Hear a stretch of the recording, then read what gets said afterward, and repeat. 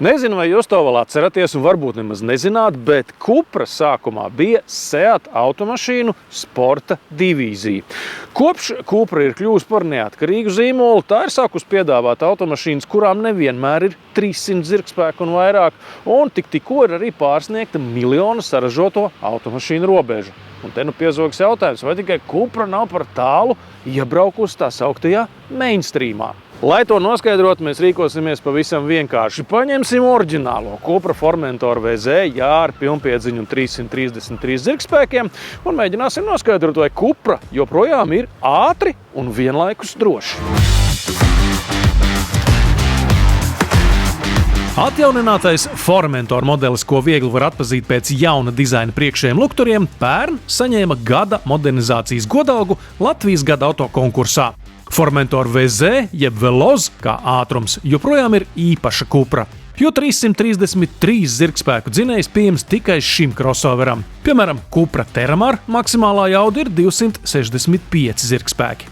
Jā, Formentor joprojām ir Formentor. Tā tomēr ir Cupra jaunās ēras esence, bet tagad mums ir nepieciešams braucējs, kurš arī vienlaikus zina gan ātri, gan droši. Drošas braukšanas skolas direktors un praktizējošs autosportists Jānis Vanks ir labi pazīstams ar Cupra automašīnām. Tomēr jaunais Formentor VZ ar vēl lielāku jaudu nekā iepriekš spēj ieintriģēt arī viņu. Pirmkārtām ātri pabraukt ar to automobili diezgan viegli. Viņš tāds drusciņi arī muļķdrošs ir. Lakaniski likt viņu var, liekas diezgan normāli, bet ir vajadzīgs šis te, tā, kad tu nāc līkumā iekšā, tev no sākuma vajag dabūt to saucamo understeer vai nepietiekamu pagriežamību, kaut kādu sekundes desmitdaļu, un tad ir jāliek virsū uz gāzes pedāļu, un tad viņš smuki pieslēdz to aizmuguru un aiziet. Formentor, kaut būdams crossovers, ir zemāks, vieglāks, izveicīgāks un arī agresīvāks par vairumu Volkswagen grupas crossoveru. Ja kāds grib, piemēram, tādu automobīli ikdienā braukt un kaut kad ik pa laikam izskriet kaut ko dinamiski pabraukt kādā trasē, es domāju, ka ļoti forši ir. ESP atslēgšanas poga atrodas viduskonsolē un teju goda vietā. Lai pilnībā atslēgtu elektronisku uzraudzību, poga jāpatur 5 sekundes. Tikko kā viņš tā kā slīd pa daudz, kad automobils jūt, ka tā kā būs bišķiņ pa daudz, viņš tomēr tev ieslēdz kaut kādu drusciņu to elektroniku un pietur tevi tieši tur, kur vajag.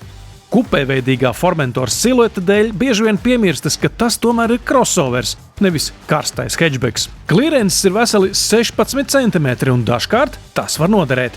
Tā piekare arī kerbus normāli apēd, tev nav uztraukuma, ka kaut kāds spoilers vai splitters, kas tev pārāk zemu, ka tas tagad tulītās kaut kur nokritīs. Un ja tad dziļāks kaut kāds sniedziņš vai ledus, tu atkal vari diezgan brīvi, jo tev ir tas klirences vēl. Pie viena VZ ir arī lētāks par lielāko Terramaru un daļu konkurentu, sākot ar 38 400 eiro. Par tik jaudīgu un ātru pilnpiedziņas automašīnu tas nav daudz prasīts, jo citiem par šādu naudu sanāk mazāk jaudas un tikai vienas asas piedziņa. Tā kā es vienmēr saku, kas dara visam, nedara nekam, bet šis ir diezgan tuvu tam, ka tas varētu derēt visam. Tu vari ar to spēlēties un arī tas izsvarojums liekas diezgan ok.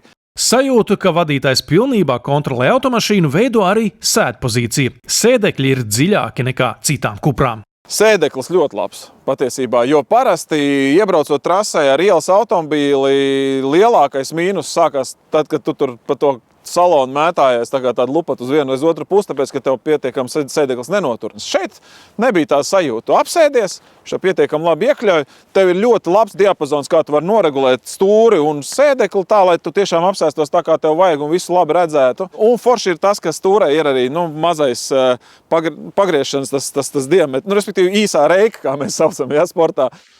Tas nozīmē, ka pat straujos atpakaļejošos līkumos nevajag pārlikt rokas uz stūres rata. Ne pārāk smaga, ne pārāk viegla, kas arī ir forši. Tev ar rokām ir jājūt, ka tev tie priekšējie riteņi sāk slīdēt arī ārā. Un ja tu to stūres fiksi var sajust, tas nozīmē, ka tev tas feedbacks no stūres ir pietiekami labs. Līdz ar to ir ok.